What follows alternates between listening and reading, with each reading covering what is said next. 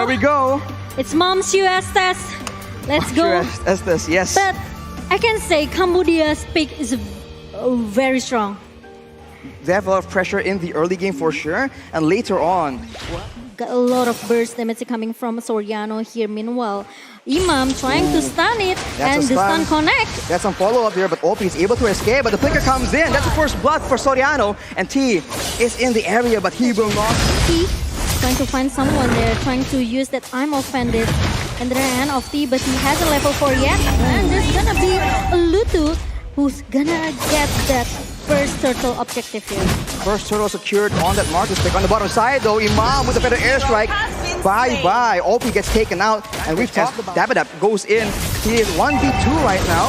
Deja comes in to get involved as well, but he is sustained so well until Boom comes in the back line, joining with everyone else as the Paddock gets pushed away. Everyone is still very healthy due to the blessing of the Moon Goddess, and Del Rosario goes back in. Unfortunately, they are unable to get anyone, but they get... Now, Imam looking for another feather as it comes in, and OP who's gonna be the first target that's been taken down in the bottom lane. He gets taken out, and the turret will follow soon as well. Del Rosario picks it up. Fight into the bottom lane right now, Archie. OP very, very low, but the go away will save his life for just a bit. But the feather airstrike comes in for the snipe as Soriano does 1,000 true damage. And right here, Lutu's trying to escape with his life. There's a lot of utility available for the Philippines, though. He has chunked down lower and lower, and he is finally taken out, despite Deja stealing the blessing of the Moon Goddess. It won't be enough as the Philippines chunk down members just like that. Tai gets very, very low, and Del Rosario comes in. Paddock goes in with the Brave Spider as well. The turret shall fall, but wait a minute. The Paddock goes a bit too aggressive, gets taken out, but the Philippines strike back. Lutu, very, very low. Tai as well. That'll be first kill, getting picked up by Soriano. And OP is nowhere to be seen, 0 and 5. And now they are trying to keep pushing, going into the base of Cambodia. But with 1-for-1 trade, I think Philippines, they will wait for the next alert that will come in the 50 seconds ahead. Yeah, she's still zoning away with the feather airstrike. Deja gets taken very low, but the ammo is being used. Imam, very, very low, gets taken out by Boom, and that will be the Filipinos still taking the bottom tower. That Imam is not on the map. I think this is the chance for Cambodia. If they want to turn back the table, they have to make something happen right now, because it's 4 versus 5 team fight here, and there's come with the Deja, the healing coming from Deja here. They try to stop all the Philippines come, but the Rosario with the very, very good retribution comes in, and Philippines, they are trying to force the team fight here. They go for Lutu as well. That's a double kill for Soriano, and with 2 members down. Very, very aware with that. Look at the one shot damage coming from Soriano. Meanwhile, the Lord is coming in, trying to push into the base. I'm better being used though by T. That's 2 members down. Shotdown being picked up by Deja, but it immediately turned back, and we can see that Lutu tries his best, and actually the Cambodians are able to take out 3 members from the Philippines, but it's not over yet. Deja is able to survive with a sliver of HP, and the Filipinos are repelled. Yeah, with the line management advantage coming from Philippines, they're keeping the fight here, and then look at that. The preference that come in from Dep head up. Lutu is being pushed away by the member of Philippines, and there's no further aspect. The Del Rosario finally secure the third lord here. Boom goes in for a play here, but the blessing of the Moon Goddess is being used. Cambodia want to go for some more. They used the conceal earlier, but it won't be enough. They don't have the engage required. The Paddock goes in, and Lutu tries to commit for this, but Soriano with the kite does a lot of damage, and that's true damage bursting down T, and he gets taken out yet again. That is 2 members down for 35 more seconds as the Filipinos, they are using this lord. They're looking for the end here as Deja gets boosted down with the long-range combo, the snipe and the better airstrike. That's will be the Filipinos going for the end, and they take game number 1 from Cambodia. Game number 1 for Philippines. Very dominating, but almost though for Cambodia. But it's a best of 3 series. Philippines secured game number 1. Meanwhile, Cambodia, they have to find a way how to turn back the table in the game number 2.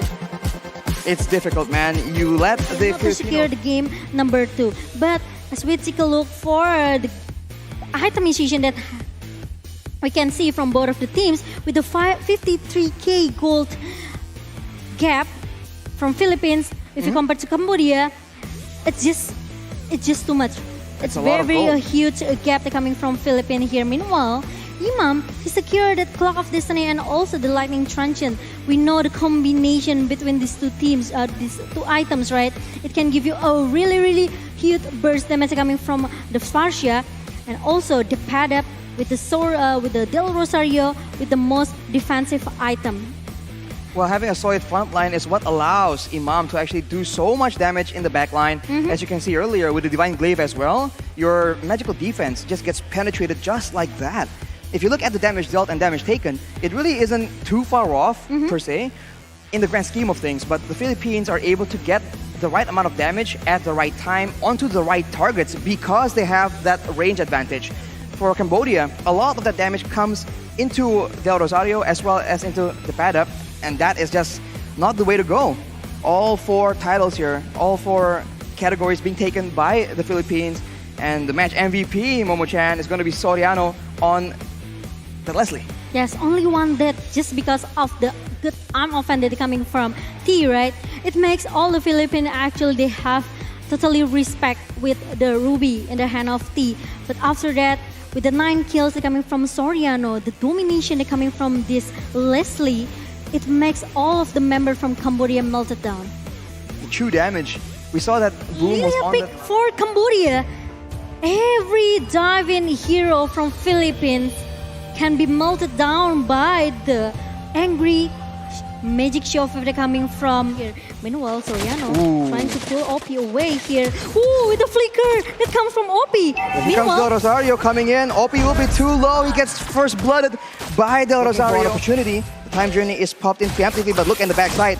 The pad-up goes in. He's suppressed though by T. Pulled under the turret, but he is still going to be surviving with that vengeance as well. Imam with the real weapon collision tries to duel the entire in the back line. He will be able to win that duel. And on the other side, that's also Soriano picking up a kill. The Filipinos strike again.